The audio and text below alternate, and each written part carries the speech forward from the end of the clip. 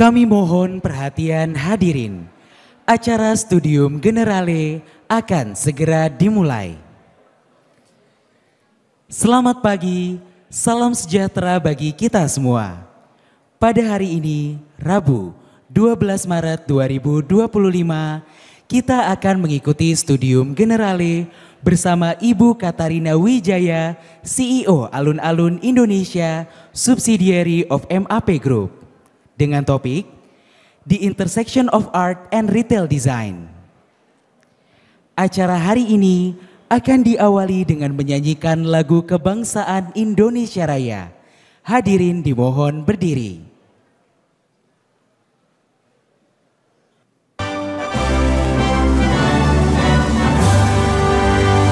Indonesia tanah airku, tanah tumpah darahku. Di sanalah aku berdiri, jadi pandu ibuku. Indonesia kebangsaanku, bangsa dan tanah airku. Marilah kita berseru, Indonesia bersatu. Hiduplah tanahku, hiduplah negeriku, bangsaku, rakyatku semuanya. Bangunlah jiwanya, bangunlah badannya, untuk Indonesia Raya.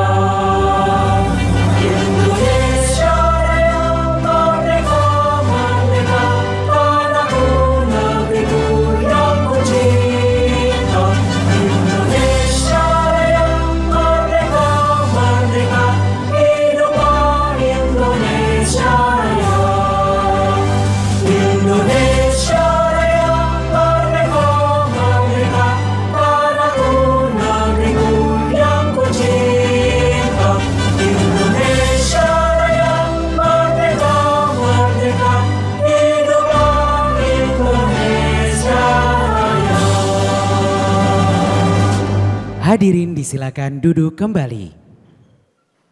Selanjutnya, kita akan mengikuti penyampaian sambutan dari Wakil Rektor Bidang Komunikasi, Kemitraan, Kealumnian dan Administrasi ITB yang sekaligus akan membuka acara pada hari ini. Kami silakan dengan hormat Dr. Andrianto Rikri Kusmara SSN MSN. Assalamualaikum warahmatullahi wabarakatuh. Salam sejahtera untuk kita semua. Yang saya hormati Bapak Ibu kolega Institut Teknologi Bandung. Sini hadir Pak Hafiz, Pak Epin, rekan-rekan dosen dari FSRD juga ada, Pak Sony yang kebetulan juga akan menjadi moderator ya pagi hari ini. Para rekan-rekan semua yang telah selalu setia menyiapkan setiap minggu ya acara Studium Generale ini. Juga yang tidak kalah penting saya ucapkan terima kasih banyak sekali untuk kehadiran Ibu Katarina Wijaya selaku CEO Alun-Alun Indonesia. Bu Marina juga terima kasih. Bu Marina ini dari subsidiary dari MAP Group ya. Nanti acara ini akan dimoderatori oleh Pak Sony PhD. Juga kepada mahasiswa ya, saya ingin mengucapkan terima kasih juga atas kehadiran pagi hari ini, dan kami juga ingin menyapa mahasiswa yang ada di kampus ITB Kampus Jatinangor dan Kampus Cirebon.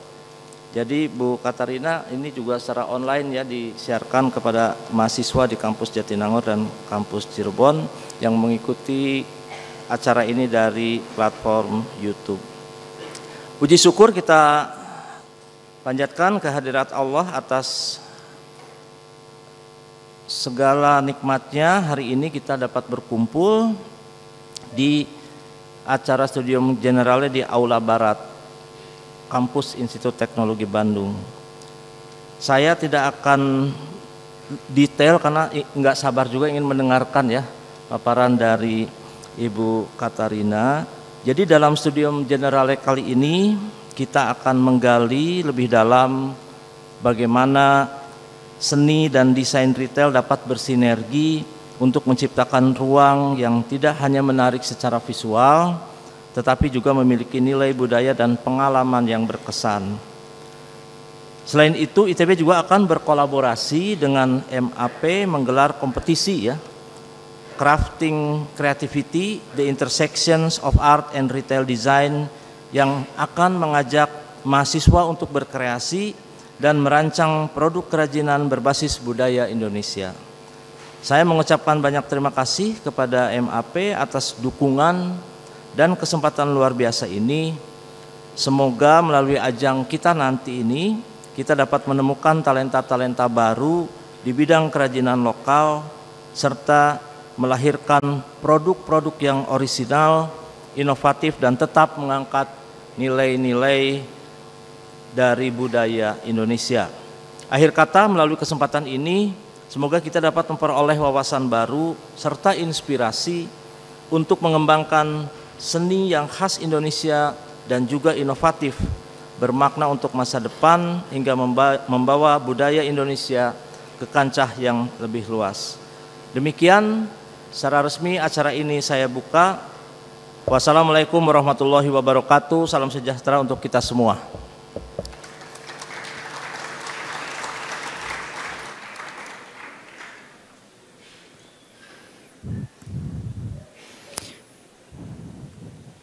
Hadirin yang kami hormati, kita akan memasuki acara utama pada hari ini, yaitu Studium Generale yang akan dipandu oleh moderator, yaitu Bapak Sony Rustiadi, SE MBA PhD CBAP. Beliau adalah Ketua Program Studi Sarjana Kewirausahaan Sekolah Bisnis dan Manajemen ITB. Kepada Bapak Sony Rustiadi PhD, kami silakan.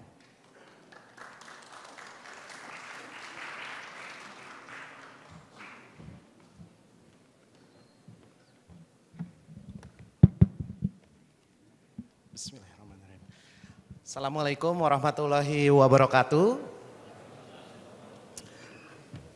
Ini para mahasiswa kayaknya habis sahur sudah tidur lagi kan ya? Ayo kita lebih semangat ya. Assalamualaikum warahmatullahi wabarakatuh.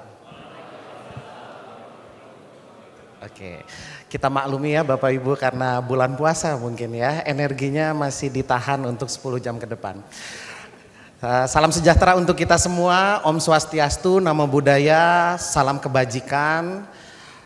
Yang terhormat Bapak Wakil Rektor Bidang Komunikasi, Kemitraan, Kealumnian dan Administrasi, Bapak Dr. Andrianto Rikri Kusmana, Ibu Kepala Biro Humas ITB, Ibu Dr. Nur Laila, kemudian teman-teman dan kolega dosen, Bapak Epin, Pak Hafiz, semua di sini. Yang juga terhormat, yang menjadi tamu kita pada pagi hari ini adalah CEO Alun-Alun Indonesia, Ibu Katarina Wijaya dan tim. Juga ada Head of MAP Retail Academy and People Experience, Ibu Naomi, dan juga tim dari MAP dan Alun-Alun Indonesia. Selamat datang di kampus Ganesha 10. Dan juga yang saya banggakan seluruh mahasiswa Institut Teknologi Bandung yang mengambil kuliah KU 4078 Studium Generale. Hari ini kita kedatangan seorang yang istimewa. Beliau sebenarnya terdidik atau mengalami pendidikan sebagai scientist, sebagai mathematicians. Tapi kemudian beliau juga sangat sukses sebagai profesional di manajemen dan saat ini memimpin sebuah perusahaan yang kita banggakan karena mempush industri kreatif dan produk-produk kreatif Indonesia yang terkurasi, yang baik dan mendapatkan tempat terhormat yang bisa kita banggakan. Tapi saya tidak akan menceritakan terkait profil beliau karena ada yang spesial yang akan lebih pada tempatnya akan menceritakan. Mari kita sambut Ibu Naomi sebagai Head of MAP Retail Academy dan People Experience ke depan. Silahkan Ibu Naomi.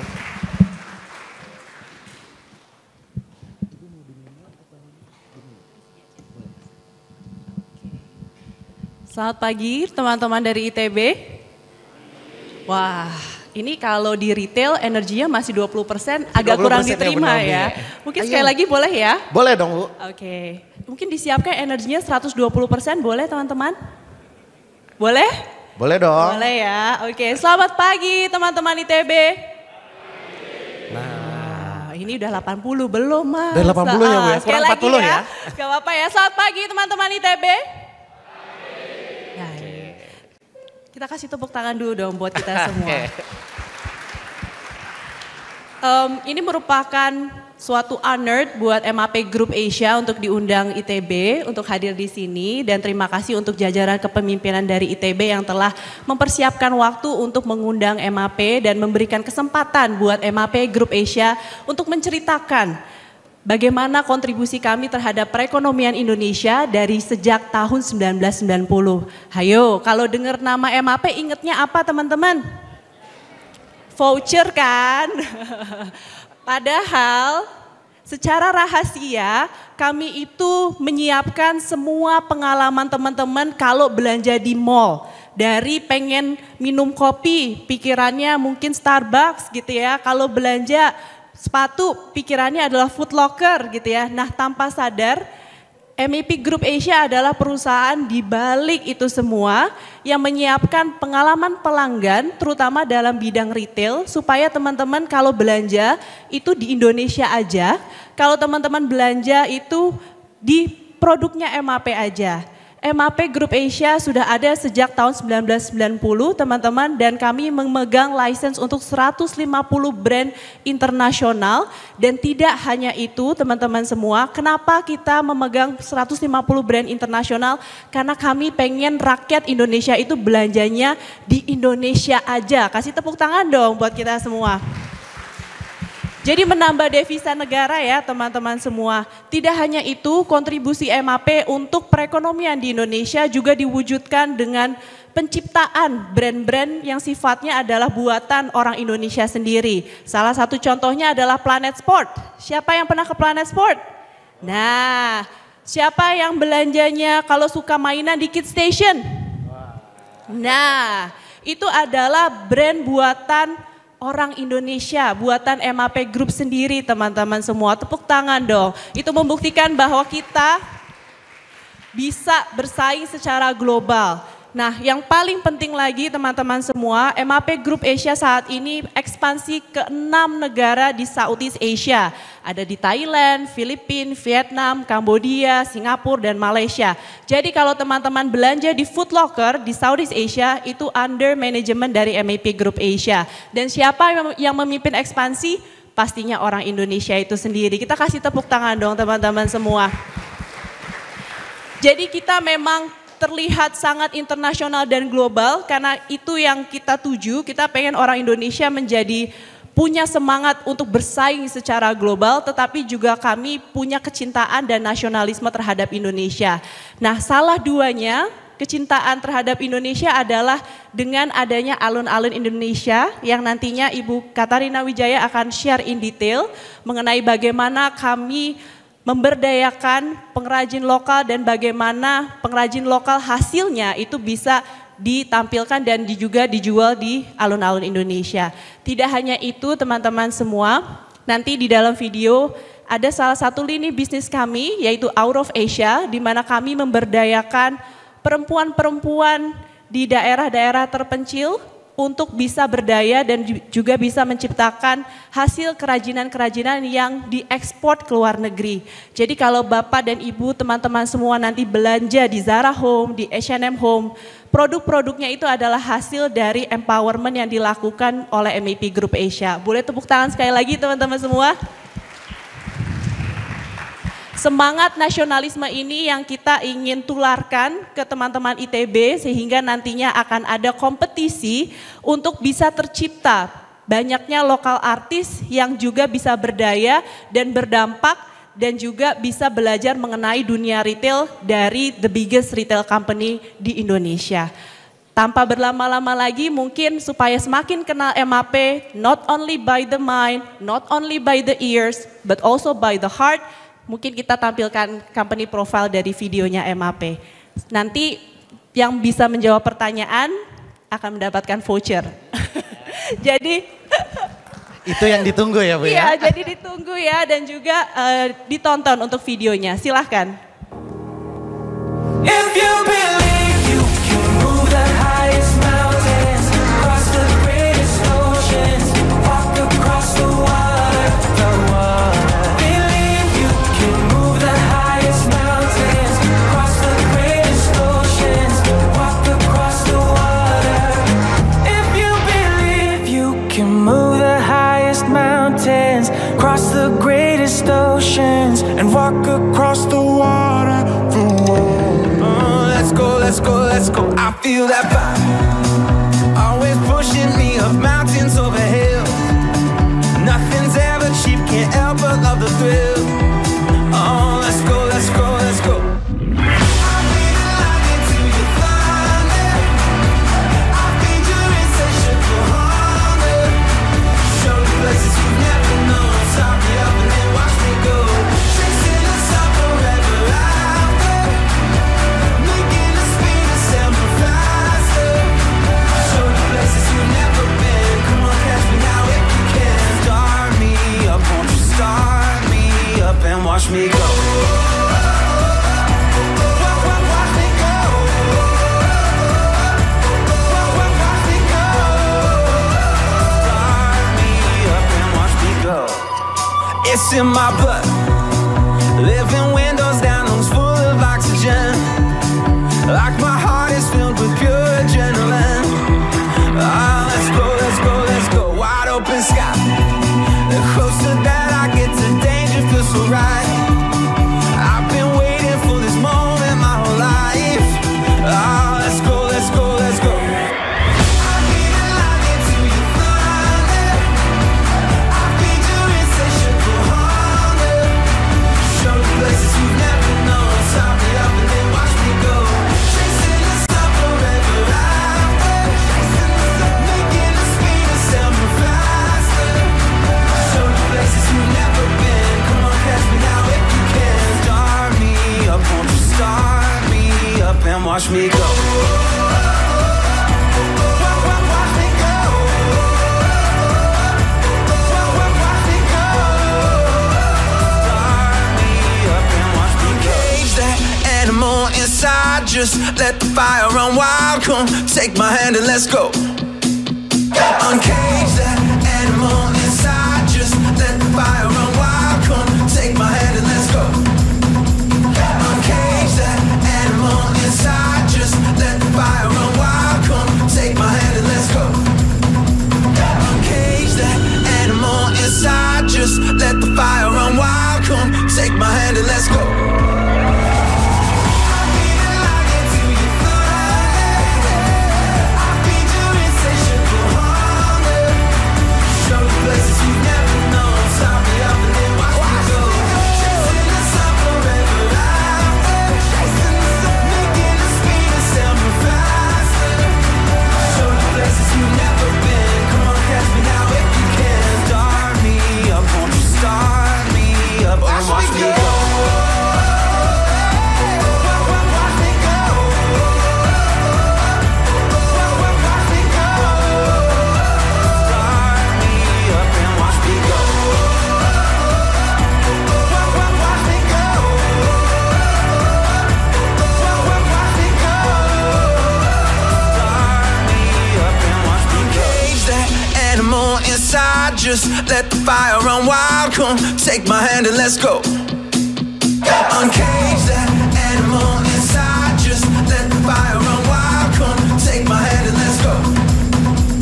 Uncage that animal inside, just let the fire run wild. Come take my hand and let's go. Uncage that animal inside, just let the fire run wild. Come take my hand and let's go. Uncage that animal inside, just let the fire run wild. Come take my hand and let's go.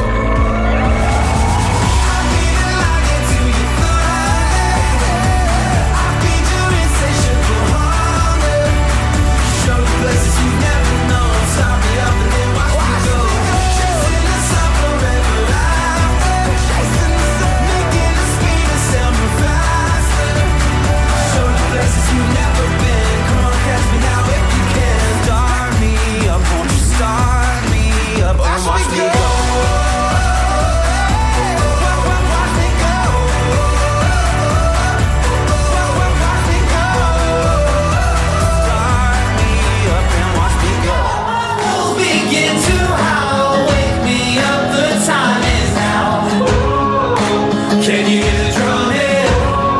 There's a revolution coming. Things that turn me on, drag my dog into the dark. Can you hear the drumming? There's a revolution coming. There's a revolution coming. There's a revolution coming. Can you hear the drumming? There's a revolution coming. There's a revolution coming. There's a revolution coming. Can you hear the drumming? There's a revolution coming. Things that turn me on, drag my dog into the dark. Can you hear the drumming? There's a revolution coming. Things that turn me on, drag my dog into the dark. Can you hear the drumming? There's a revolution coming. Things that turn me on, drag my dog into the dark. Can you hear the drumming? There's a revolution coming. Things that turn me on, drag my dog into the dark. Can you hear the drumming? There's a revolution coming. Things that turn me on, drag my dog into the dark. Can you hear the drumming? There's a revolution coming. Things that turn me on, drag my dog into the dark. Can you hear the drumming? There's a revolution coming. There's a revolution coming. There's a revolution coming. Can you hear the drumming? There's a revolution coming. There's a revolution coming. There's a revolution coming. Can you hear the drumming? There's a revolution coming.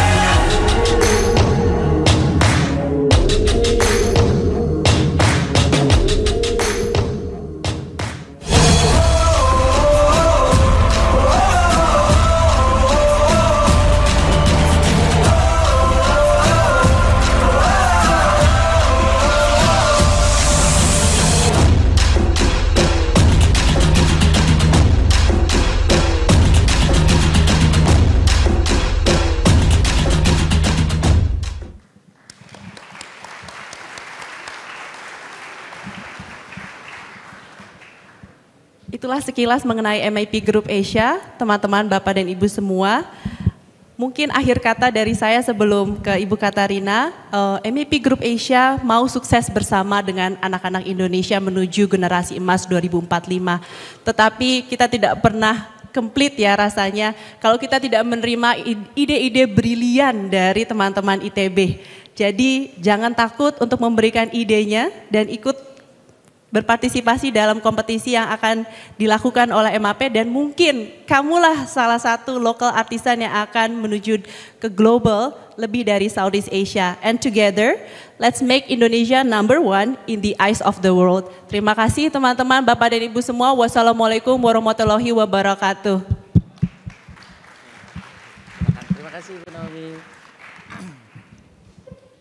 Terima kasih Ibu Naomi. Dan sekarang tanpa berpanjang-panjang, mari kita sambut CEO dari Alun-Alun Indonesia Subsidiary of MIP Group, Ibu Katarina Wijaya.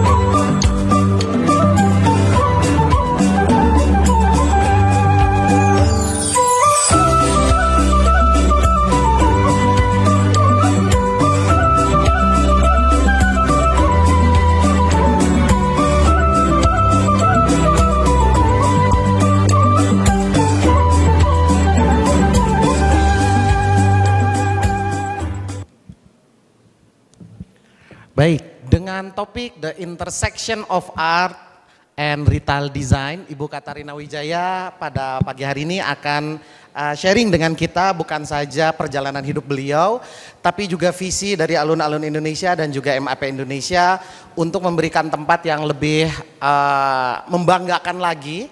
Saat ini sudah mendapatkan tempat yang sangat baik begitu ya di alun-alun Indonesia, merupakan salah satu tempat yang cukup bergengsi ya di salah satu mall pertama Indonesia ya, Grand Indonesia. Dan ini adalah profil beliau, Ibu Katarina Wijaya sebelumnya adalah Executive Vice President dari Gajah Tunggal Group. Kemudian di tahun 2004 sampai sebelumnya beliau menjadi Director of Corporate Communication and Investor Relation di PT Gajah Tunggal. Nah, pengalaman beliau sangat kaya dan dinamis mungkin ya, selain juga di Gajah Tunggal, sebelumnya beliau sempat menjadi profesional di Deutsche Bank sebagai foreign exchange dealer, kemudian juga di HSBC Indonesia sebagai country treasurer. Padahal beliau adalah seorang saintis, Master of Science in Control Engineering dari Bradford University of Bradford di tahun 86. Kemudian juga merupakan alumna dari MIT Sloan School of Management for Executive Program.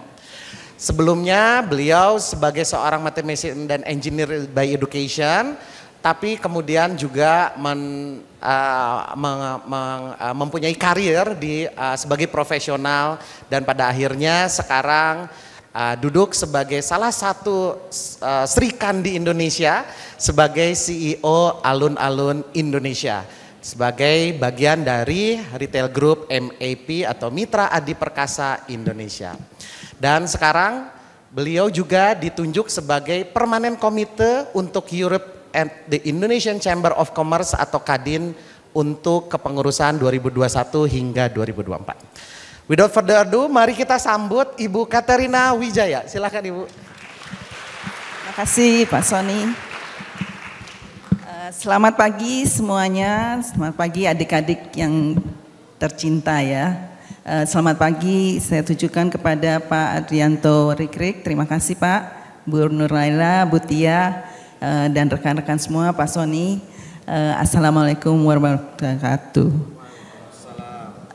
Saya nih tersanjung banget karena baru pertama saya actually memberikan paparan di depan mahasiswa yang saya anggap lebih pintar dari saya, karena saya tuh tidak artistik secara akademi. Jadi nanti juga mengharapkan ada input-input ya dari kalian untuk supaya bagaimana kita juga akan lebih maju. Sebelum saya mulai kepada presentation saya, temanya ini agak lumayan deep ya, intersections of art and retail design. Mungkin saya mulai dari situ mengenai perjalanan pribadi saya. Tadi juga ada disebutkan bahwa saya secara background itu adalah scientist, malahan saya adalah mathematicians ya. S1 saya matematik dan statistik, lalu S2 saya control engineering. Tidak terpikirkan saya tuh akan masuk kepada otak saya yang satunya, yaitu di bidang arts dan desain. Tetapi waktu saya mulai karir sebagai banker itu pun saya tidak masuk kepada industri engineering karena memang pada saat di tahun 1980-an itu lahan untuk menjadi insinyur tuh untuk wanita sangat-sangat minim ya. Jadi saya pikir ya sudahlah saya memperkenalkan saya punya S1 sebagai mathematician masuk di banking. Karir saya di banking itu 10 tahun. Sebelum saya decided saya mau masuk kepada real sector karena saya perlu challenge ya. I think adik-adik itu harus ada di dalam diri Anda. Challenge, life is about challenge ya. Harus selalu mau bagaimana bisa loncat ke atas gitu. Jadi saya take the challenge, I move pindah kepada real sector. Pada saat itu saya masuk ke industri manufacturing. Saya pikir ya ada sama-sama lah ya. Sebagai insinyur saya mau masuk coba-coba di manufacturing. Tapi itu pun tidak di bidang insinyur. Saya masuk sebagai investor relations. Jadi saya yang menjual perusahaan. Waktu itu adalah perusahaan Gajah Tunggal memproduksi ban. Jadi saya bertemu dengan para investor, bercerita tentang Indonesia, bercerita tentang produk yang saya jual yaitu ban Indonesia, the brand of Indonesia. Nah setelah itu 7 tahun, 8 tahun saya pikir saya mau challenge juga ya. Nah pada saat itu kebetulan pada saat itu Menteri Perdagangan Ibu Mari Pangestu beserta 2 teman yaitu Dea dan Pinky Sudarman bertemu dengan salah satu keluarga pemegang saham dari MEP at the time. Mereka berbicara gitu, ini 3 wanita ya berbicara, saya ikutan juga sih jadi 4 wanita. Berbicara bagaimana caranya membangkitkan industri kreatif Indonesia. Ya, di saat itu kita melihat Jepang. Ya Jepang kita nggak mungkin lah ya karena mereka sudah maju sekali dengan produk-produknya. Packagingnya yang sangat cantik ya dengan cerita-cerita dari produk tersebut. Jadi kita bilang nggak usah ke sana lah, at least kita bandingkan kita dengan Thailand, ya Thailand kan sangat dekat dengan kita, tapi dia juga produknya baik gitu loh. Loh, kenapa Indonesia tidak bisa? Ya, produk kita juga baik gitu loh. Jadi disitulah mulai dari pembentukannya alun-alun Indonesia itu di tahun 2007. Jadi saya mulai di situ. Jadi saya mau menyatakan apapun yang kita mulai di studi kita itu tidak berpatok hanya di situ saja, kita juga bisa berkembang ya. Jadi saya mulai dengan presentasi saya. Boleh di pertama. Jadi pada saat itu di 2007 kita melihat kita mau membuat alun-alun Indonesia itu sebagai retail modern. Ya. Yang mempunyai konsep one stop shopping. Tadi Ibu Naomi sudah menceritakan tentang MEP. Sudah dilihat kan ratusan brand yang mereka bawa ke Indonesia. Lalu niatnya pada saat itu kita juga harus membawa brand Indonesia juga naik gitu. Tidak hanya di domestik tetapi juga untuk orang-orang luar yang datang ke Indonesia. Makanya dibentuklah alun-alun Indonesia untuk juga kita men-sharing pengalaman kita di retail. Ya, dengan pengalaman membawa brand-brand internasional ke Indonesia, kita juga mau memberikan sharing pengalaman kita kepada UMKM Indonesia, kepada artisan Indonesia. Makanya jadilah ini tujuannya untuk meningkatkan apresiasi dari kita ya. Saya ceritakan pengalaman di 2007, itu minim sekali. Orang tuh datang ke alun-alun Indonesia hanya sebagai outing. Ya, untuk berkreasi, kayak masuk ke museum gitu pada saat itu. Karena mereka bilang, barang ini saya bisa beli di Pasar Senggol, katanya ya. Atau saya bisa beli, waktu itu belum ada Tamsit sih, jadi tidak dibandingkan ya. Tetapi mereka merasa kalau untuk harga segitu saya mendingan beli produk luar negeri.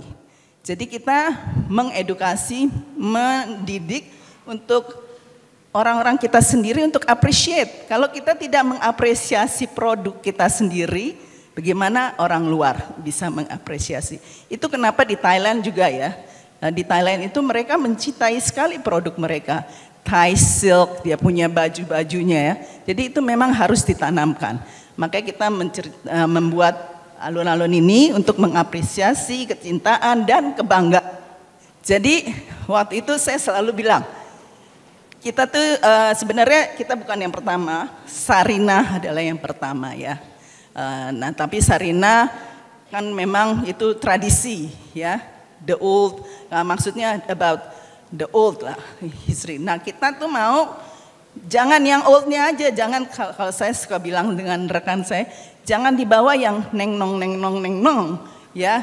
Kita harus bawa yang contemporary juga gitu loh. Kalian, produk-produk kalian ya. inovasi, kreasi. Jadi saat itu kita membawa. Di 2007 itu batik, tidak ada yang mau pakai batik.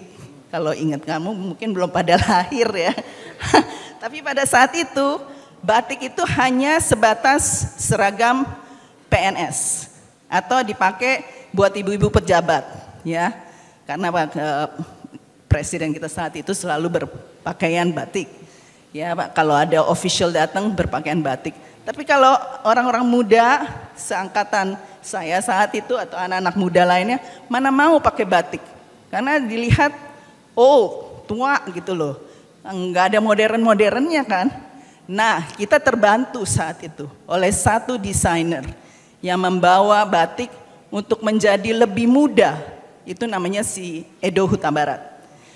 Kalau ada yang tahu tentang fashion, Edo itu memadukan batik dengan cita lainnya. Jadi dia nabrakin gitu loh. Misalnya batik Pekalongan, terus dia tambahin kerahnya lah atau tangannya dengan material yang polka dot. Terus warnanya juga, dulu kan batik warnanya coklat, hitam, menjadi warna yang lebih cerah. Putih, merah, biru, ya, garis-garis, terus ada dot-dotnya. Jadi orang tertarik untuk berpakaian batik karena it looks modern. Terus Edo juga mengajarkan bahwa batik itu tidak harus kita semuanya Indonesia, tapi bisa dipadu-padankan. Jadi misalnya batik adalah sebagai pakaiannya, kita juga bisa pakai sepatunya dari luar negeri, tas luar negeri, nggak apa-apa gitu loh.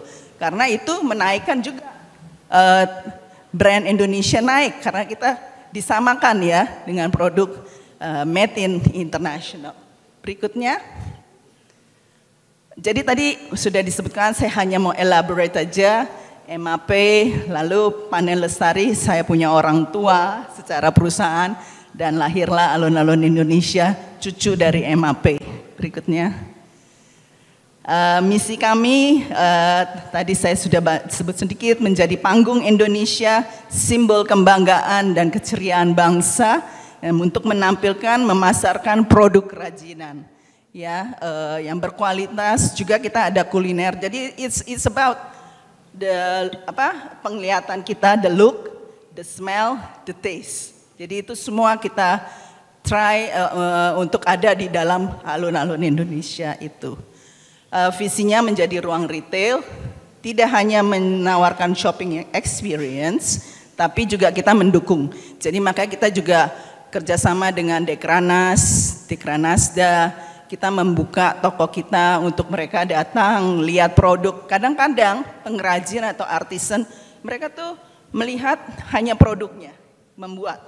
Tapi belum tentu itu bisa dipasarkan, karena dia tidak tahu the trend of the market. Jadi kadang-kadang ada waktu itu, waktu 2007 kita tuh keliling Indonesia. Kita samperin artisan, samperin pengrajinnya. Ya, mereka tuh melihat kalau di kota pakaian mungkin maunya ada bling-blingnya. Sebenarnya di kota belum tentu mau yang ada bling-blingnya. Mereka lebih suka as it is, karena itu lebih mengeluarkan citra dari kain atau produk tersebut ya. Jadi itu kami ajarkan, the education that we do. Seterusnya, presence dan impact-nya. Jadi kita juga memikirkan strategi pemasaran yang tempat. Contohnya kita juga ada toko di Bali, itu outlet kita kedua. Tapi kita punyanya itu di Nusa Dua. Kenapa? Karena di Bali itu pusat dari artisan ya. Kita nggak mungkin bisa berkompetisi dengan mereka. Kita mestinya berkomplimen. Jadi mereka tetap aja boleh di sekitar-sekitarnya, tapi kita melihat pasarnya mungkin kita di Nusa Dua. Bagi turis-turis yang tidak mau keluar dari area Nusa Dua, jadi dia bisa tetap melihat produk-produk Indonesia di dalam kompleks itu. Jadi itulah kenapa kita buatnya di Nusa Dua. Itu salah satu strategi ya. Lalu kita menyediakan akses. Jadi di dalam alun-alun flag store kita di Grand Indonesia, kita tuh ada area satu di tengah yang kita namakan gallery. Nah, galeri ini biasanya saya pakai untuk produk-produk yang belum masuk pasar. Ya, jadi saya tawarkan, ayolah coba dulu di galeri, ya, dicoba, dilihat supaya apakah pembeli suka produknya. Terus kan kadang-kadang juga SPG-nya nanya atau bercerita atau apa, jadi kita tahu apa kekurangan atau apa yang harus diimprove. Tadi saya lupa menceritakan the brand Alun-Alun Indonesia itu. Kenapa dipilih namanya Alun-Alun Indonesia? Sebab di setiap kota di Indonesia selalu ada alun-alunnya. Contohnya di Bandung juga ada kan? Ya, karena alun-alun itu adalah tempat di mana kita bisa berdagang, bertemu orang, makan, bermain. Jadi kenapa makanya konsepnya kita pakai alun-alun, alun-alun Indonesia. Lalu tadi saya sudah sebutkan memberikan edukasi kepada pengrajin dan juga meningkatkan kesejahteraan pengrajin. Jadi sempat saat sekitar 5-6 tahun yang lalu sebelum pandemik, kita itu bekerja sama dengan BNI. Jadi pada saat itu para UMKM yang bisa masuk ke alun-alun Indonesia oleh BNI diberikan loan. Jadi seolah-olah kami ini sebagai garantornya. Karena mereka melihat, oh kalau produk dia udah masuk ke alun-alun Indonesia, sudahlah, bolehlah kita kasih pinjaman ya pada saat itu. Karena memang intensi dari alun-alun Indonesia itu adalah membantu para UMKM. Ya, karena mungkin aja belum ada lahannya untuk mereka berjualan. Ya, memang sih untuk yang benar-benar baru pemula itu memang masih kecil dan kita membantu. Tetapi setelah dia bisa meningkatkan, mereka juga harus belajar tentang the industry ya, the retail industry. Jadi mereka harus belajar tentang consignment fee yang mereka harus bayar segalanya itu, karena itu kan supaya sustainable ya. Jadi tidak hanya tergantung saja, tetapi mereka bisa berusaha lebih baik gitu ya. Selanjutnya, ini kita juga berkolaborasi dengan komunitas, ya, pemerintah dan institusi pendidikan. Contohnya tadi saya sudah sebut dengan Dekranas, lalu dengan asosiasi dan komunitas seni.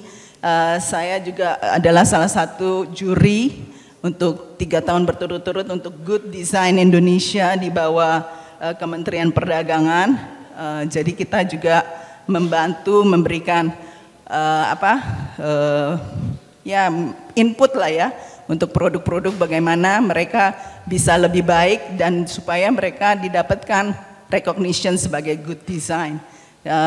Semua finalis yang bisa masuk di Good Design Indonesia dikirim ke Jepang. Ya. Lalu berikutnya the best practices future success. Nah, ini inovasi teknologi digital, tren pasar dan kreatif desain. Tadi saya juga sudah bicara dengan Pak Rikrik bahwa selain hanya menjual, kita juga mengharapkan dari para vendor ini, supplier ini, artisan ini juga memikirkan lingkungan. Jadi kita sangat support SDG, the Sustainable Development Goals ya. Karena kalau kita tidak bisa memulai, sayang sekali gitu ya, apalagi batik ya, itu limbah dari pemakaian chemical coloringnya itu kan sangat luar biasa gitu. Jadi kita bilang kalau bisa barangnya harus ramah lingkungan gitu loh, atau recycled products ya, karena itu kan jadi orang-orang juga bisa berinovasi memikirkan. Jadi contohnya ini. Ini adalah kertas kado, ya, kertas kado. Tetapi ini sebenarnya dibuat dari kertas semen, ya. Ini dari karung semen.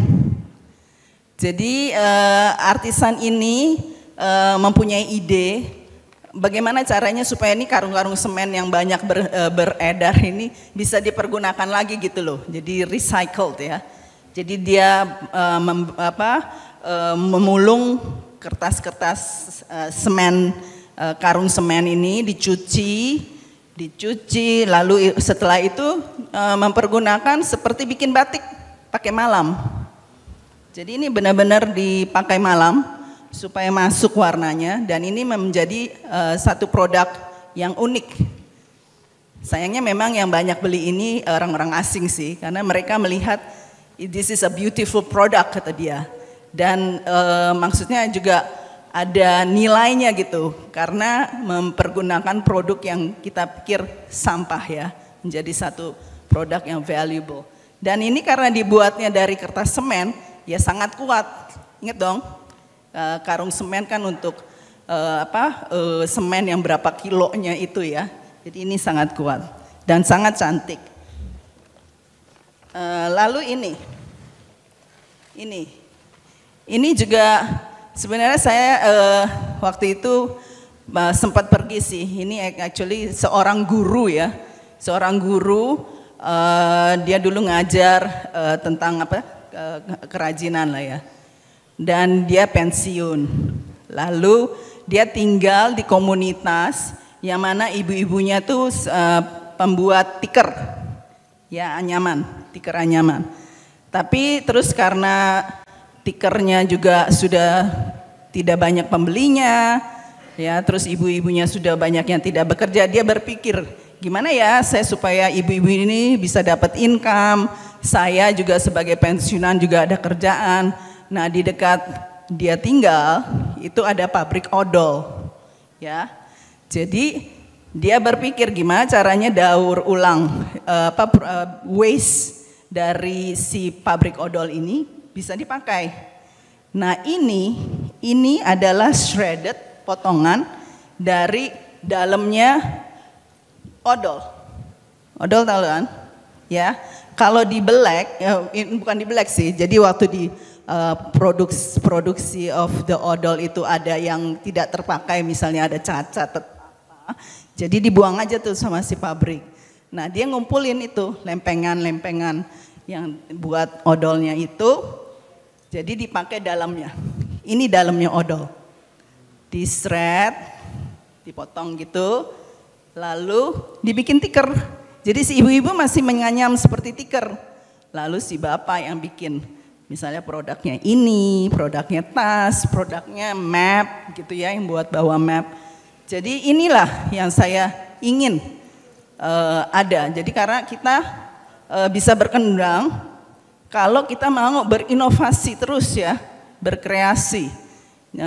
Itulah suatu negara bisa maju kalau kita mau berinovasi. Ya, research and development is very important, dan saya sangat sanjung dengan ITB karena R&D-nya itu kuat. Jadi R&D itu penting sekali ya. Lalu kalau yang ini cantik sekali. Ini tempat makanan lah ya, buat permen atau apa, berbentuk daun. Nah ini dari pintu tua ya, old teak wood. Ya, apakah itu jati atau apa, tapi pintu-pintu tua yang sudah tidak dipakai. Lalu di laser, karena kalau tua katanya lebih lentur untuk dibuat shape ya. Jadi oleh artisan ini dibuat seperti ini. Sebenarnya ada satu produknya lagi tapi sold out, saya tidak bisa bawa. Itu seperti daun, benar-benar seperti daun. Jadi dia mencetak daun itu di kayu itu, di laser cut. Menjadilah satu produk yang sangat-sangat cantik. Ya. Lalu kalau yang ini mestinya semuanya tahu ya. Ini dari purun. Ya, ini dibuat oleh 3 orang wanita masih muda. Ya, produknya namanya Duanyam. Mungkin ada yang tahu ya, Duanyam. Kenapa saya suka mereka? Mereka juga memakai komunitas ibu-ibu. Lalu di situ dia selalu mencantumkan informasi tentang produknya, dan juga kadang-kadang dia taruh profil dari si pembuatnya. Ya, karena dia membagi penjualan ini langsung kepada si pembuatnya. Nah, saya suka itu sekali karena itu kan seperti kita berkontribusi ya. Nah, orang asing sendiri juga suka dengan itu karena buat mereka, waktu mereka membeli produk ini, mereka juga berkontribusi untuk kelanjutan dari komunitas itu. Jadi mungkin nanti adik-adik kalau bikin produk, lalu menginvolve komunitas, tolonglah dipikirkan komunitas itu. Karena at the end of the day, tujuannya juga membantu komunitas itu supaya lebih baik. Ya ini purun. Simple, tetapi cantik ya. Mereka juga kerjakan itu. Lalu kalau yang ini perca-perca dari sisaan batik. Jadi dijahit jadi satu. Ini adalah buat di meja. Dan lalu oleh mereka dicelup lagi supaya warnanya menjadi satu produk yang cantik juga. Jadi ini semua perca sisaan kain batik dijahit jadi satu. Tapi terus dicelup lagi untuk menjadi warna satu. Gitu ya. Jadi saya selanjutnya, nah ini sorry. Ada satu lagi, ini juga saya tahu minggu yang lalu ada teman saya juga memberikan penjelasan tentang produk dia yang rotan ini dari Nine Square. Lalu dia masuk kepada tas. Jadi sisa-sisa dari bambu kreasinya itu dipikirkan gimana caranya untuk juga bisa lebih dipakai. Jadi dijadikan tas, namanya Long Story Short, ya, dengan citra. Jadi di alun-alun waktu kita mulai, kita banyak sekali anak-anak muda yang membantu berkreasi di alun-alun Indonesia. Dan salah satunya yang menjadi jempolan kami adalah Citra Subiakto yang sekarang produknya terkenal Sejauh Mata Memandang.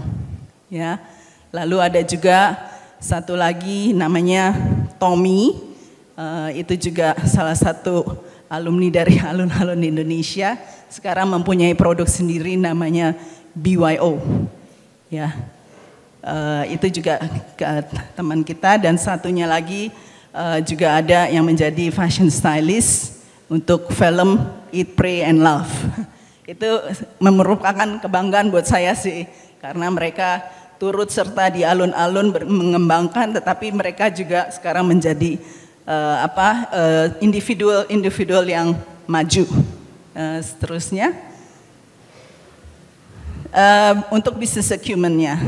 Jadi kami juga, karena kami juga mau survive ya, tidak hanya sekarang tahun ke-18, saya mengharapkan alun-alun Indonesia ini bisa terus berkontribusi untuk negara. Jadi kita juga pengawasan keuangannya itu juga cukup ketat ya, di bawah naungan dari MAP. Jadi kami tuh kita multitasking. Jadi saya tidak hanya sebagai CEO, saya juga sebagai marketing director, saya juga membantu untuk merchandisingnya. Jadi kita in one go, karena menurut saya juga itu juga bisa sharing ya, tidak terpaut untuk hanya satu pekerjaan. Saya juga mau membantu supaya bagaimana alun-alun Indonesia juga bisa lebih maju. Lalu sekarang ya kita juga harus menggunakan media sosial. No matter what, sekarang adalah dunianya social media. Ya, dan ini mau nggak mau juga kita mengajarkan kepada para UMKM, jangan takut dengan social media, juga mesti mempromosi produknya melalui social media, karena itu impactnya sangat besar. Dan kreatif dan produksi yang stabil. Nah ini yang agak sulit bagi saya untuk mengajarkan ini kepada UMKM. Karena kadang-kadang produknya baik, ya, tapi 6 bulan kemudian mereka bilang, Bu maaf ya Bu, saya udah nggak produksi lagi, saya mau balik kampung, ya, saya mau udah nggak mau itu lagi.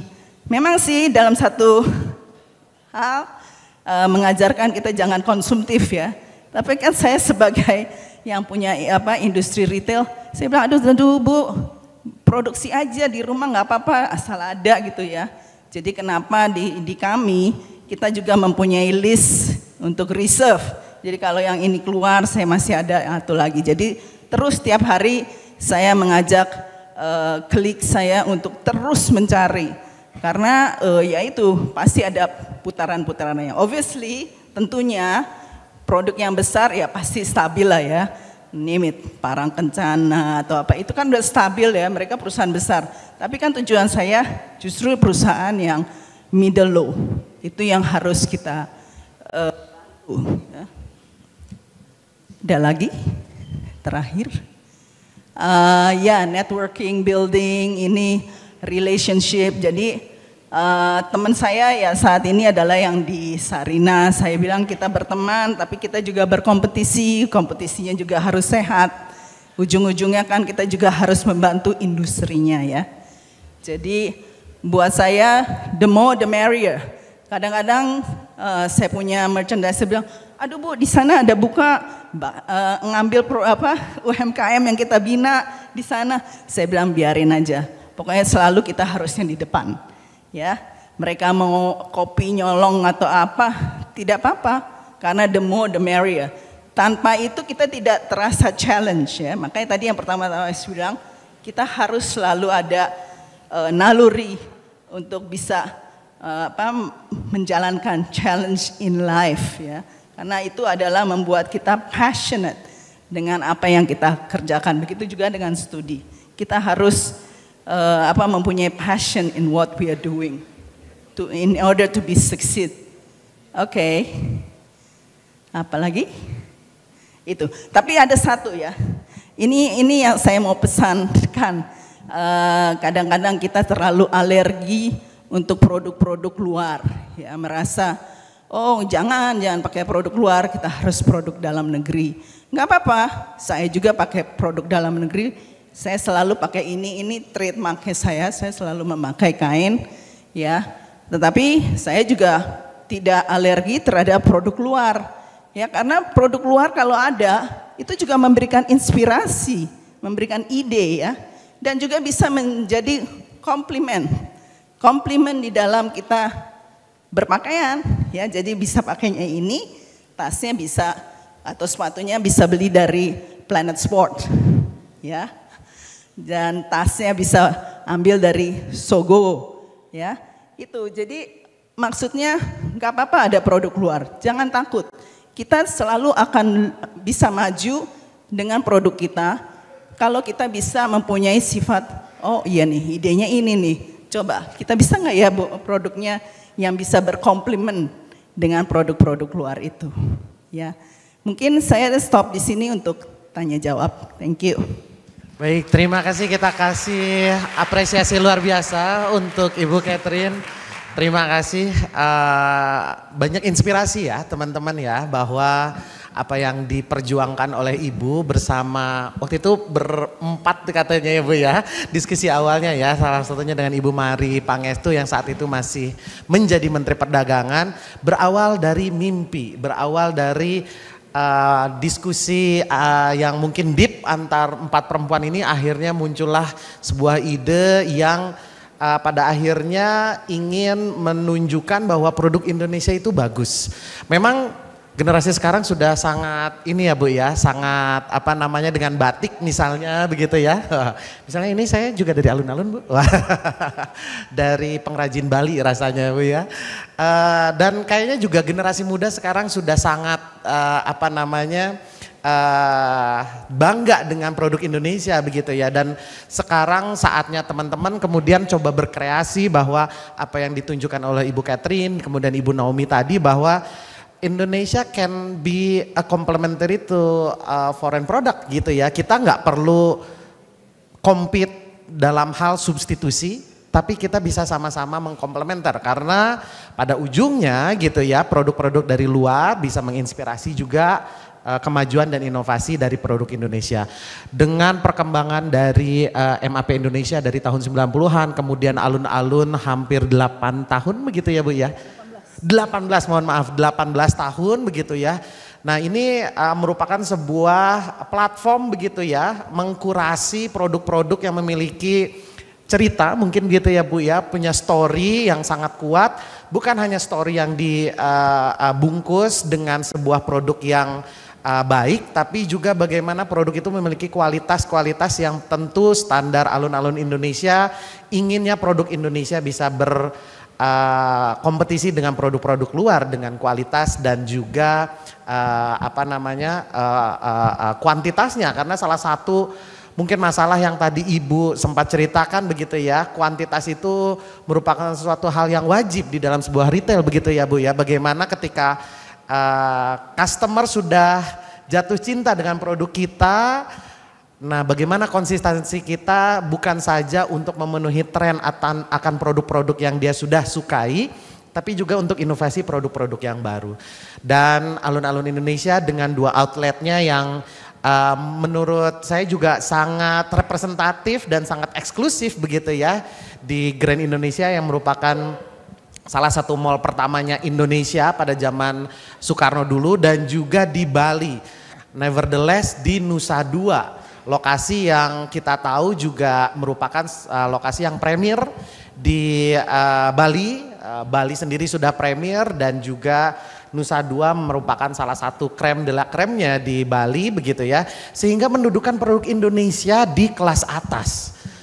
Dan itu yang menjadi menurut saya nilai yang sangat penting yang juga Ibu coba tekankan kepada kita, bahwa kita harusnya mengapresiasi ya produk kita sendiri begitu ya. Jadi kalau misalnya beli barang Indonesia kok agak mahal, kita bilang ini adalah effort kita untuk mendukung produk Indonesia yang lebih baik lagi. Beri tepuk tangan sekali lagi buat Ibu Catherine Wijaya sebagai CEO Alun-Alun Indonesia.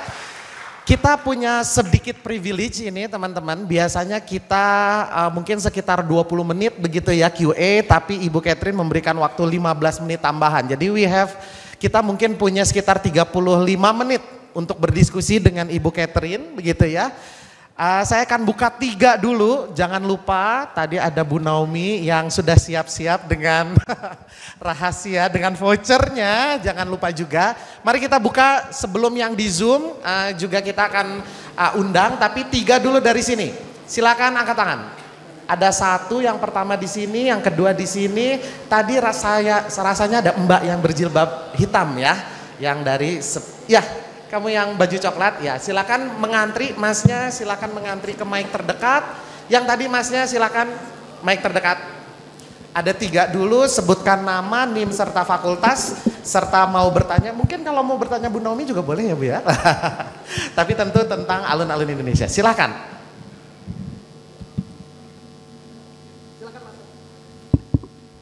Baik, selamat pagi Bapak dan Ibu Katarina. Perkenalkan sebelumnya nama saya Jason dari Arsitektur 2022. Mohon izin bertanya Bu. Jadi seperti yang Ibu sudah sebutkan sebelumnya bahwa alun-alun Indonesia dan MAP itu kan berusaha untuk menyatukan dan mendukung UMKM lokal yang ada di Indonesia untuk mendapatkan panggung di internasional dan juga ke pasar yang lebih luas. Nah, alun-alun Indonesia sendiri itu kan juga salah satu strateginya juga adalah bekerja sama dengan beberapa komunitas maupun asosiasi dari pengrajin lokal. Nah pastinya juga dalam keberjalanannya itu alun-alun Indonesia juga mungkin juga pernah berkolaborasi dengan produksi-produksi lokal yang mungkin belum punya komunitas atau asosiasi yang cukup besar gitu Bu. Nah apakah dalam keberjalanannya ada tantangan tersendiri untuk mengayomi atau mengajak para UMKM lokal ini, dan bagaimana strateginya Ibu dan juga alun-alun Indonesia dalam merangkul para UMKM lokal ini supaya mereka juga dapat mendapatkan manfaat yang lebih luas lagi di kancah internasional maupun pasar yang lebih luas. Mungkin segitu saja, terima kasih. Terima kasih Jason dari Arsitek. Selanjutnya Mas, silakan. Ya, selamat pagi Ibu, perkenalkan nama saya Hafiz dari Teknik Kelautan 22. Izin bertanya Bu, kompetitor alun-alun yang apple to apple bisa dibilang jarang ya, diantaranya adalah Sarinah Jaya dan Lakon yang ada di Mall Kelapa Gading. Bisa dibilang alun-alun lebih lengkap karena ada oleh-oleh, makanan dan kafenya juga. Mau tanya Bu, untuk sistem fashionnya, apakah ini sistemnya konsinyasi atau punya sistem lain yang ada di alun-alun Indonesia? Sekian, terima kasih Bu. Terima kasih dari Hafiz, mungkin mau masukin barang ya, jadi nanya sistem. Padahal dari kelautan nih Bu Catherine. Oke, silakan Mbak terakhir untuk sesi 1. Baik, terima kasih atas kesempatannya. Perkenalkan Ibu, saya Vira dari Teknik Geodesi dan Geomatika, Angkatan 2023. Pertanyaan saya simpel sih Ibu. Sejauh mana sintesis antara ekspresi artistik dan strategi desain retail dapat menciptakan diferensiasi kompetitif yang berkelanjutan? Mengingatkan batik di kalangan kami, khususnya Gen Z itu seperti kayak dibilang kuno gitu ya Ibu. Gimana strategi dari desain retail tersebut dapat efektif secara berkelanjutan dan juga seni tersebut alih-alih sekedar estetika superficial yang tidak berdampak pada signifikan pada konferensi pelanggan dan brand engagement. Oke, wah cukup deep ya. Ini kayaknya dari pendalaman tadi malam setelah melihat poster langsung mencari. Mbak Vira dari Geodesi betul? Iya. Geodesi ya. Silakan Mbak Vira, Mas Hafiz dan Jason kembali duduk. Kalau nanti ada follow up saya akan persilakan. Ada 3 pertanyaan nih Bu, mau siapa dulu nih? Saya bisa jawab ke Jason. Jason dulu ya, silakan Ibu. Jason, tadi saya juga udah sebutkan bahwa salah satunya adalah tentunya kalau mau masuk ke alun-alun kita tidak hanya terima-terima aja ya, karena kan space-nya juga limited ya. Jadi saya juga harus mencari yang baik dari para UMKM ini, dan juga salah satunya yang kita harus lihat juga tadi Mas Sony udah bilang continuity-nya ya. Jadi kuantitas, kualitas itu udah pasti prioritas ya, selain dari cerita dari produk-produk itu. Jadi kalau kami ini saya ada 2 rekan saya, ya satu adalah merchandiser untuk fashion dan barang-barang kids dan teens, lalu ada salah satunya adalah untuk batik dan home living, ya produk-produk home living. Jadi tentunya kita tuh biasanya kalau sekarang sih udah enak ya bagi kami karena banyak sekali yang datang ke kami mau masuk di alun-alun. Tetapi waktu I would say 10 tahun pertama itu kita yang harus mencari, kita yang harus pergi ke Bandung, Bali, Jogja ya. Kadang-kadang juga waktu itu sempat ke Sumatera. Jadi kita yang mengetok pintu gitu melihat para artisan itu. Nah kalau itu sih waktu itu memang kita test and trial ya. Ini bisa nggak nih kejual nih pasar ya? Karena seperti tadi saya bilang saya backgroundnya kan nggak retail ya. Saya mempunyai mata gitu, apa yang saya suka. Tapi belum tentu itu disukai oleh pasar. Begitu pula juga artisan, mereka melihat produk mereka baik. Kenapa nggak bisa dijual di pasar? Kenapa pembeli tidak mau beli produk saya? Padahal ini kan produknya baik. Nah, jadi itu adalah kolaborasi yang harus dibentuk gitu loh. Jadi makanya tadi yang saya bilang bajunya itu bagus ya, dia rapi dan segala macam. Tapi ujung-ujungnya ditambahin gitu bling-bling gitu ya. Jadinya kan, jadi kadang-kadang kalau ditambahin bling-blingnya terus pasangnya nggak baik atau apa, menjadi produknya turun harganya. Karena orang bilang, aduh kenapa ya dipakein bling-bling, padahal kalau dicopot itu saya mau deh, bagus gitu kan ya. Jadi utama adalah kualitas dan kuantitas, itu yang udah pasti ya. Dan tentunya juga kalau ada cerita dari produk itu, dan keempat adalah packaging ya. Packaging itu sangat penting. Jepang itu produknya itu very simple. Permen biasa, tapi packagingnya itu luar biasa ya. Kalau Anda pernah lihat produk-produk Jepang, produknya cuma permen, tapi dia punya bungkusnya, wah gitu ya. Of course saya tidak mengharapkan sampai ke so ekstrim kayak gitu, tapi at least packagingnya bisa lebih rapi. Contohnya ini adalah kotak yang dibuat dari produksi daun ini, supaya orang juga nggak pusing gitu loh kalau dia membeli barang. Kadang-kadang ada yang lebih cantik lagi gitu ya. Jadi itu jawaban untuk Hafiz. Kita tentunya prefernya konsinyasi. Memang di kami lebih banyak konsinyasi karena kalau tidak itu berat ya untuk perusahaan untuk exist. Karena tapi konsinyasinya ya tentunya kita membantu juga lah. Banyak sekali dari yang UMKM dia non PKP, artinya dia belum pembayar pajak. Jadi kita yang bantu, kita yang bayarin pajak mereka. Jadi itu memang sekarang lebih banyak itu. Tapi kalau UMKM yang kecil-kecil gitu ya, ibu-ibu kita bilangnya yang home industry. Kadang-kadang kita beli putus supaya mereka mempunyai capital untuk memproduksi lagi. Itu pun tidak lama karena setelah jalan malah dia putus. Ya sudahlah, saya sudah happy katanya. Jadi saya merasa ya kita harus terus mencari gitu ya. Itu menjawab itu. Kalau Ibu tadi Mbak siapa ya? Mbak Vira dari Geodesi. Mbak Vira. Ya, jadi kalau untuk itu memang harus dilihat ya. Jadi kalau kain kan gampang ya, kita lihat kainnya, kita lihat bahan yang dia pakai ya. Nah makanya kenapa di kami, di alun-alun kita juga membuat informasi ya, informasi. Karena kadang-kadang orang bilang, ih saya beli di Tamsit harganya cuma segitu, kenapa di sini harganya segini, ya kan? Nah jadi harus dikasih informasi, batik itu ada 3 tahapan, 1 batik tulis, nah itu yang paling mahal karena dia menulis, ya dia harus bikin itu. Kadang-kadang 1 kain itu bisa 6 bulan, kadang-kadang bisa setahun, karena dengan sedetailnya, batik tahu kan kenapa dibilang batik? Karena titik-titik ya, tik. Nah itu batik itu kan di titik-titik itu kan yang sangat rumit ya. Nah itu batik tulis, itu harganya yang paling mahal. Kedua yang saya masih menganggap itu adalah batik cap. Kenapa batik cap? Karena dia masih memakai malam. Ya terus dia pakai yang cap. Pernah lihat kan capnya batik itu ya, yang udah di pattern itu. Jadi dia masih celupin di malam, dipakai di kain. Nah itu masih batik. Nah yang ketiga ini yang banyak produk-produk dari luar. Karena dia adalah sebenarnya cita, kain. Tetapi memakai motif. Ya yang kadang-kadang ya motif yang dipakai, motif yang ada di batik. Ya, tetapi tetap aja orang yang awam tidak tahu kan, apakah itu batik tulis, batik cap, batik print. Ya namanya print.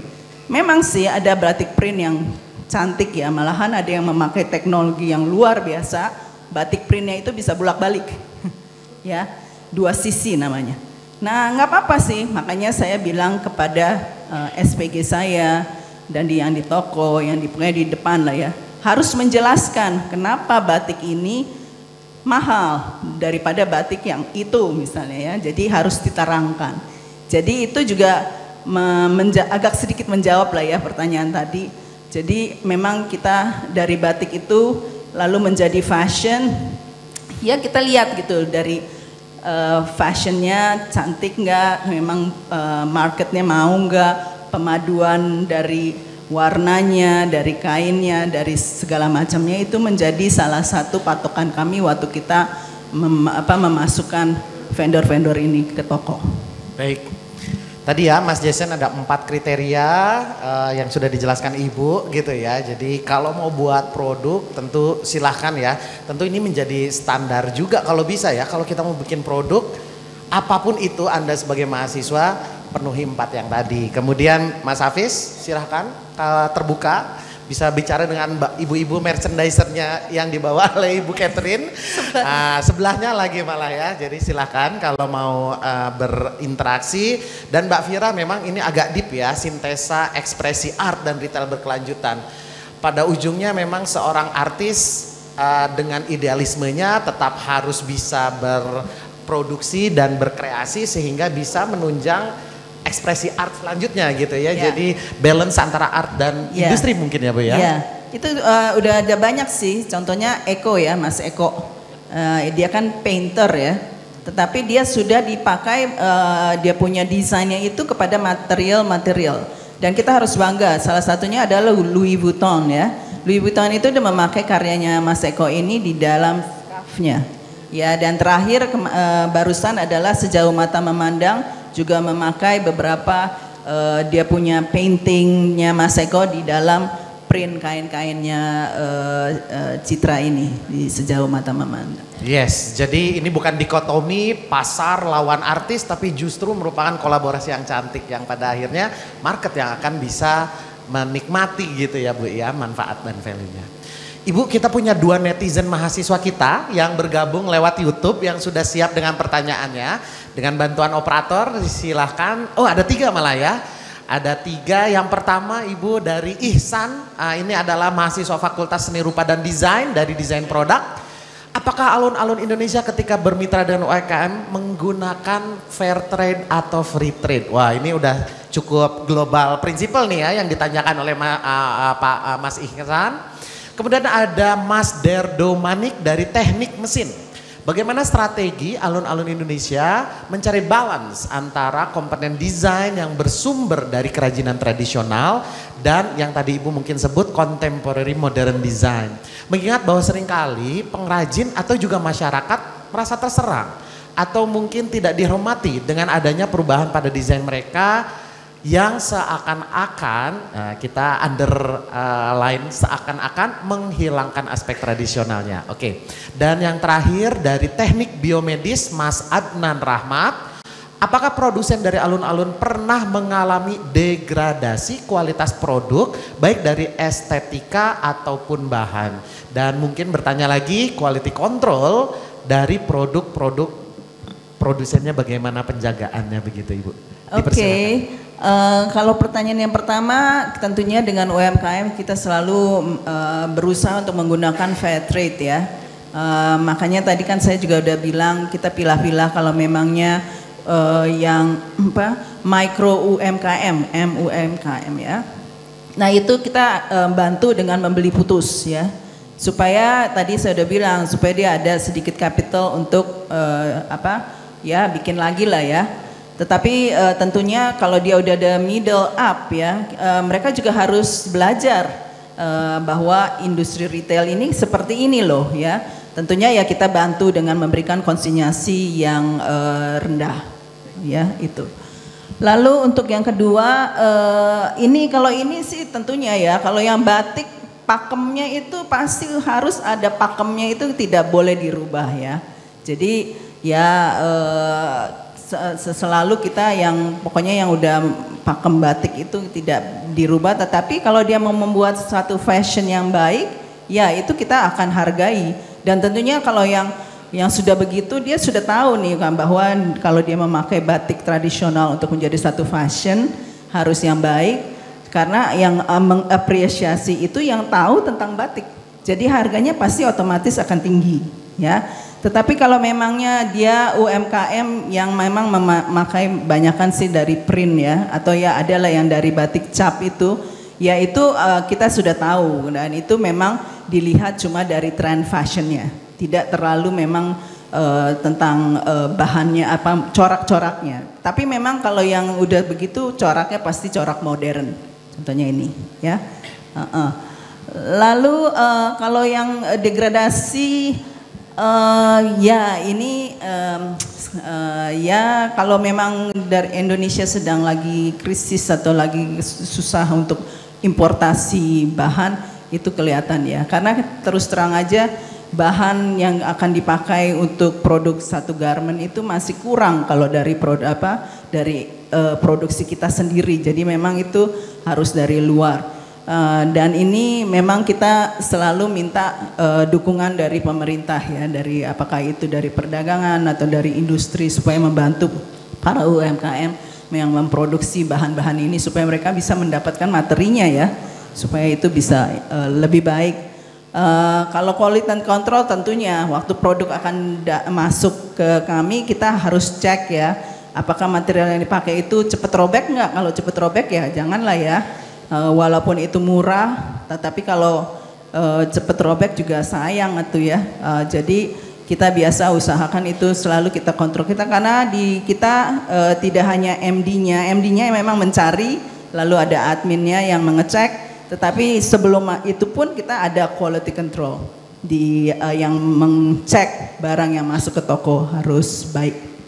Yes, itu merupakan suatu bagian dari sistemnya sudah terbuat begitu ya, bagaimana tadi ya pada ujungnya alun-alun Indonesia bisa memperkenalkan dan men-showcase produk-produk terbaik sehingga juga mendapatkan value yang terbaik bukan saja bagi para pembelinya, tapi terkait dengan pertanyaan pertama tadi juga artisannya juga mendapatkan benefit dan bisa berkembang, dan harapannya semakin banyak lagi artisan-artisan Indonesia yang bisa dibina oleh alun Indonesia. Jadi kalaupun lebih mahal sedikit, alun-alun Indonesia berkembang, semakin banyak loh artisan yang juga bakal dibina oleh alun-alun Indonesia. Baik, kita akan buka lagi sesi kedua untuk pertanyaan luring. Ya, jangan dulu ngangkat tangan. Sudah nggak sabar. Sesi kedua ini kita masih ada punya sekitar waktu 10 sampai 15 menit. Semoga ada sesi ketiga. Jadi kalau ada pengen yang ditanyakan, silakan ngacung tangan sekarang. Oke, ada Mbak yang dari tengah, ada Masnya sangat bersemangat. Silakan yang pakai rompi biru, ada Mbak yang hitam. Boleh Mbak, tadi saya ICU. Silakan Mbak yang flanel ya, pakai flanel ya. Silakan. Mbak jilbab hitam, boleh. Dan juga tadi Masnya yang tadi saya tunjuk di sini oh ya, yang ini ya. Silakan. Oh, sudah ada yang langsung ke mic. Kita nggak apa-apa 4 ya Bu ya, bonus lah ya sesi kedua ini. Oke, Mas yang pakai jaket atau ini ya? Jaket ya? Yes. Ya, ke mic aja silakan Mas. Yang sudah siap saja dulu silakan Mbak yang berbaju hijau. Oke, selamat siang Ibu. Perkenalkan saya Zahra dari jurusan astronomi. Dari mana Mbak Zahra? Astronomi. Astronomi, yes. Silakan Mbak Zahra. Seperti yang disebutkan tadi, alun-alun Indonesia kan menjunjung SDG ya, Sustainable Development Goals. Salah satu misinya itu memproduksi berbagai produk daur ulang seperti kertas kado dari karung semen, terus dari pasta gigi dan wadah dari kayu bekas pintu tua tadi.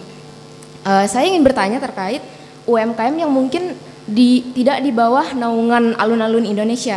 Apakah menurut Ibu UMKM ini bisa menerapkan konsep daur ulang yang sama tanpa terbebani oleh biaya produksi yang tinggi, mengingat kayak pengumpulan biaya untuk daur ulang sendiri itu butuh cost yang lebih banyak lagi gitu. Terima kasih Ibu. Terima kasih Mbak Zahra, kita coba dulu Masnya, silahkan. Oke. Perkenalkan saya Muhammad Farel Azizi dari Teknik Metalurgi. Farel Azizi. Oke. Mas Farel dari? Teknik Metalurgi 2023. Oke, silakan Mas Farel dari Metalurgi. Di pemaparan tadi itu selain memberikan edukasi kepada para pengrajin, kan juga ada edukasi kepada konsumen Bu, buat mencintai produk dalam negeri. Selain ya membantu UMKM kan juga membantu devisa negara. Ya. Nah, tetapi itu masih ada orang yang beranggapan kalau barang luar negeri itu lebih bagus dan harganya nggak jauh beda gitu. Nah, apakah ada cara untuk meminimalisir hal tersebut gitu Bu, untuk orang yang lebih memilih produk luar negeri gitu? Makasih. Terima kasih Mas Farel. Kita ke ujung dulu ya, silakan Mbak. Perkenalkan Bu, sebelumnya nama saya Angelin dari Teknik Perminyakan 23. Kan konsumer biasanya cenderung mencari produk-produk yang lebih murah. Tapi seiring berkembangnya zaman dan makin meningkatnya kesadaran para masyarakat Indonesia untuk mencintai produk lokal, misalnya saja skincare Indonesia yang sudah banyak sekarang di pasaran, kini sudah bisa bersaing harganya dengan yang bisa kita misalnya di Shopee gitu. Tetapi salah satu faktor pertimbangan utama untuk membeli produk-produk lokal kita adalah dalam harganya. Apakah nanti ke depannya ada strategi yang dapat dipertimbangkan untuk mengatasi masalah ini, mengingat alun-alun Indonesia menjual beragam produk mulai dari kopi, body care, pajangan, baju, perhiasan, dan masih banyak lagi. Dan satu lagi, apakah ke depannya alun-alun mempertimbangkan untuk menjual produk-produk tradisional Indonesia selain batik seperti ulos? Terima kasih Bu. Ulos. Silakan Mbak. Oke. Perkenalkan Ibu, nama saya Kesyandita Ergita Manda dari Prodi Kewirausahaan SBM ITB. Saya ingin bertanya Bu, jadi sebelumnya saya dan rekan saya memiliki proyek bisnis yang dinamakan Merona, di mana kami menggunakan kain tenun tradisional sebagai bahan utama untuk membuat tas dengan desain yang modern. Namun walaupun begitu, kami kurang mendapatkan atensi dari orang-orang di sekitar kami. Mereka lebih prefer brand yang modern dan minimalis. Hal apa yang harus kami lakukan agar dapat bertahan dan expand di bisnis ini dengan pandangan masyarakat yang menganggap bahwa barang yang memiliki nilai-nilai tradisional itu kurang diminati terutama oleh generasi muda. Selain itu, kami juga telah berusaha untuk mengedepankan nilai sustainable dan ethical production. Namun hasilnya harga produk kami menjadi cukup mahal sehingga untuk sekarang kami sulit untuk reach target market dengan daya beli yang sesuai. Bagaimana kami dapat survive dan meraih target market tersebut untuk sekarang? Terima kasih Bu. Ya, silakan itu Bu. nggak hanya Mbak aja, saya juga. Siap. Oke, saya jawab ya. Kalau yang Sarah ini, oke, tadi saya lupa sebut untuk yang SDG itu sebenarnya saya juga ada SDG number 5 yang saya dukung. Tahu nggak SDG number 5 apa? SDG number 5 is gender equality. Jadi di kami ini yang mensupport alun-alun itu Indonesia itu hampir 90% itu adalah wanita ya. Apakah itu vendornya, UMKM-nya, staff kami ya itu kita menerapkan gender equality. Kita of course kita apresiasi the guys juga ya karena kita juga perlu men champion di dalam gender equality itu. Nah untuk SDG ini tadi tentang yang daur ulang itu kita sebenarnya juga ada sebenarnya itu nggak harus sesuatu yang tinggi ya karena tadi sudah sebut ini sebenarnya idenya yang pertama membuat ini itu adalah Pak Guru ya Bapak Guru pensiunan dari rumahnya jadi dia sebenarnya buatnya ini sekarang dia udah nggak membuat tas dia sudah tidak memproduksi tas lagi karena dia sudah ada umur jadi dia hanya dengan istrinya dan beberapa ibu yang sudah lumayan lansia hanya membuat tikernya ya tiker dari daur ulang ini lalu dijual kepada the maker. Jadi misalnya Anda nih mau bikin tas gitu ya, bisa kasih Pak Slamet ini namanya. Dan dia yang menjual hanya bahannya.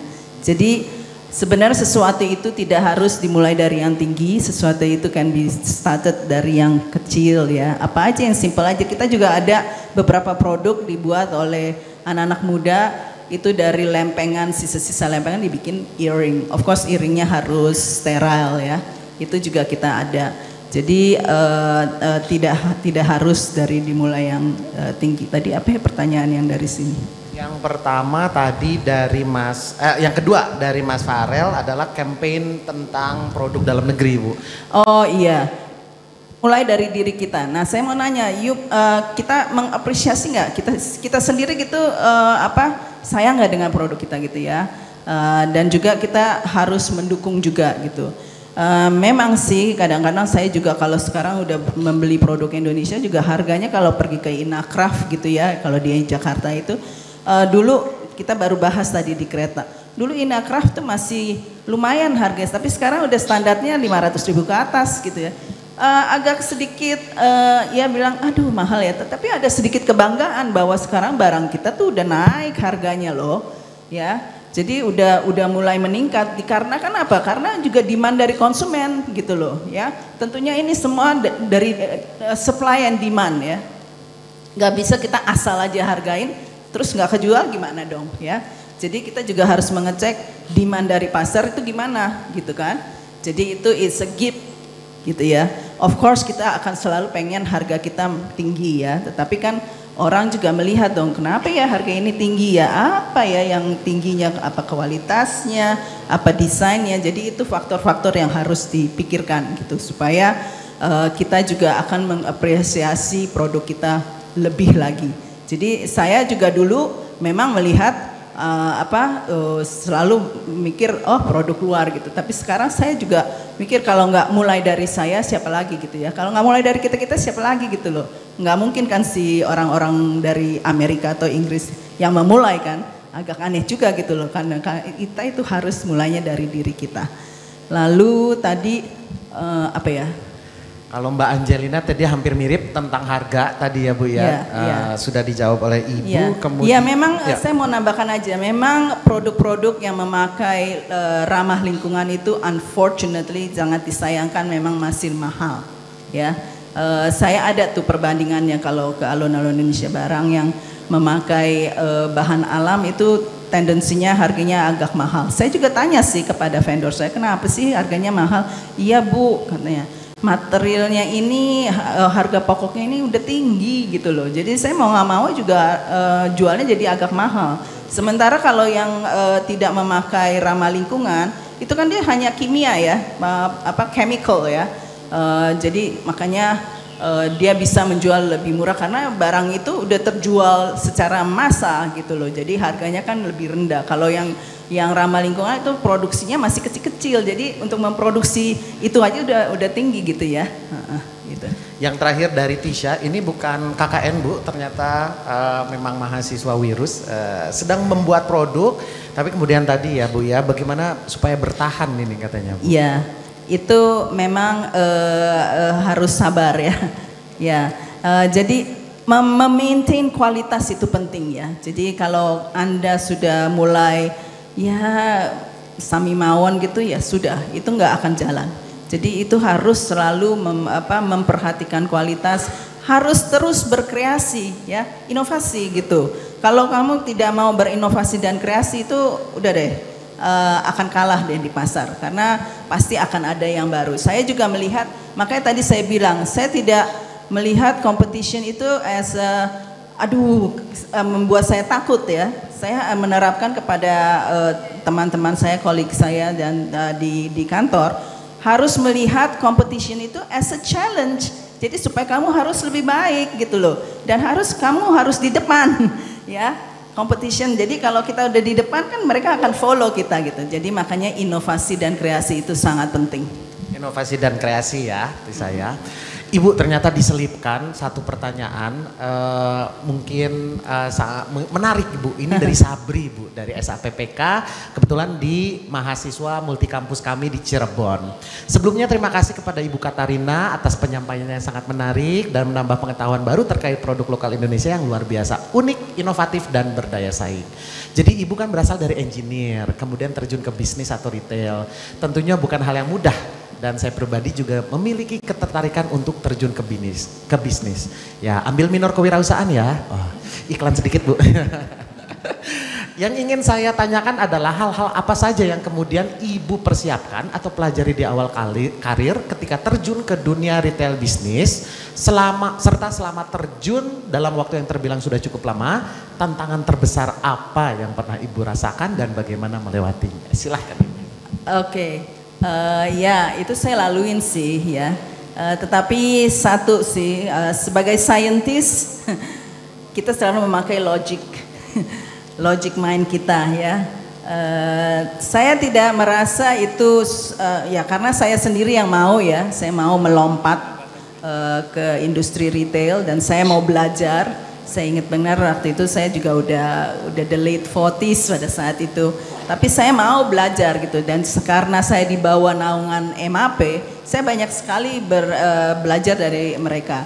Jadi dengan kolik saya di ada industries yang tadi Ibu Naomi sudah kasih lihat dan juga network ya. Itu salah satu di selagi kalian belajar tidak hanya berkonotasi hanya subjek yang kalian pelajarin. Di dalam kampus, di dalam universitas ini, kalian itu harus berteman yang banyak, membuka pintu. Koneksi itu sangat penting, networking itu sangat penting ya. Jadi kalau saya itu, saya udah kata beberapa teman saya seperti Yellow Pages, nggak tahu ya itu zamannya belum lahir kali ya. Itu kayak buku telepon gitu loh ya. Kalau saya tanya ini pasti saya ada jawabannya. Karena dari situ saya belajar ya, dari saya punya teman, saya belajar oh iya ya ini. Nah kadang-kadang ya memang tidak masuk akal ya, of course saya tidak pikirkan. Tetapi ya saya prinsipnya I'm taking one day at a time dan saya selalu mau belajar dan selalu mau mendengarkan input dan saya sangat bersyukur karena saya mempunyai tim yang baik yang juga mereka yang lebih berkreasi. Jadi saya tinggal bilang oke, karena saya akan melihat dari mata sebagai yang pembeli ya. Kalau mereka mungkin yang berkreasi, saya akan bilang jangan deh, ini kayaknya too expensive atau ini terlalu too elaborate ya, pasti nggak akan yang beli. Jangan terlalu kompleks lah kalau bikin barang ya, karena orang juga pusing ngelihatnya. Kalau saya udah pusing, apalagi pembeli gitu. Jadi saya melihat, jangan melihat itu. Kalau dikasih challenge, udah takut duluan, udah mundur duluan. Tidak ya, tenang aja, tenang dulu gitu loh. Lihat gimana caranya untuk ini beradaptasi dengan sesuatu perubahan. Baik, terima kasih Bu. Jadi tadi keywordsnya ya Mbak Sabri adalah always embrace challenge. Karena challenge itu merupakan ujian, sama seperti kamu mau lulus kuliah, harus lulus ujian dulu sehingga naik ke tingkat selanjutnya gitu kan ya. Jadi menjadi scientist seperti Ibu, kemudian kemudian merebranding, mereshape lagi kehidupan dan karir menjadi seorang profesional di manajemen, tentu merupakan sebuah challenge yang luar biasa karena pola pikir dan juga pendidikan yang berbeda, tapi itu adalah challenge untuk kita naik kelas gitu ya Sabri ya. Dan mari kita berikan aplaus untuk luar biasa yang Ibu Katarina Wijaya, CEO Alun-Alun Indonesia sebagai subsidiary oleh MAP Group. Kita banyak belajar hari ini bukan saja di pribadi beliau yang sangat cantik dalam bukan hanya penampilan tapi juga bagaimana kemudian reshape, rebrand dan juga re-educate diri beliau dari seorang saintis menjadi seorang pimpinan perusahaan besar di Indonesia sebagai bagian dari sebuah grup yang terbesar juga di Indonesia. Selain itu juga kita belajar banyak bagaimana alun-alun Indonesia dengan mimpi dari 4 Sri Kandi yang di tahun 2007 ya Bu ya. Kemudian melahirkan sebuah ide yang luar biasa buat Indonesia dan menjadikan tempat sebagai agregator produk Indonesia yang berkualitas yang dapat dibanggakan, dan kemudian juga bagaimana trik-trik dari alun-alun Indonesia untuk mendorong kita semua para mahasiswa di ITB ini untuk terus cinta ke budaya Indonesia, ke kekayaan Indonesia, sumber-sumber daya Indonesia, dan juga dirimu sendiri sebagai sumber daya Indonesia menuju Indonesia emas, bukan Indonesia cemas, apalagi Indonesia gemas, ya. Tapi ini semua merupakan pembelajaran yang luar biasa pada hari ini. Terima kasih sekali lagi kepada Ibu Katarina Wijaya. Kita persilakan Ibu kembali ke tempatnya. Demikian Studium Generale pada tanggal 12 Maret 2025. Saya sendiri Sony Rustiadi sebagai moderator. Terima kasih atas segala perhatian dan juga masukannya dan pertanyaannya. Untuk teman-teman yang dari FSRD ada pengumuman sedikit setelah SG yang akan dibawakan oleh Ibu Tia. Saya terima kasih atas segala kesempatan dan kekurangan yang terjadi, mohon maaf. Kita akan kembalikan kepada MC. Terima kasih, billahi taufiq wal hidayah. Wassalamualaikum warahmatullahi wabarakatuh. Kami mengundang kembali Ibu Katarina Wijaya untuk naik ke atas panggung. Direktur Komunikasi dan Humas ITB akan memberikan piagam penghargaan kepada Ibu Katarina Wijaya. Kepada Dr. Lala Arif, kami silakan.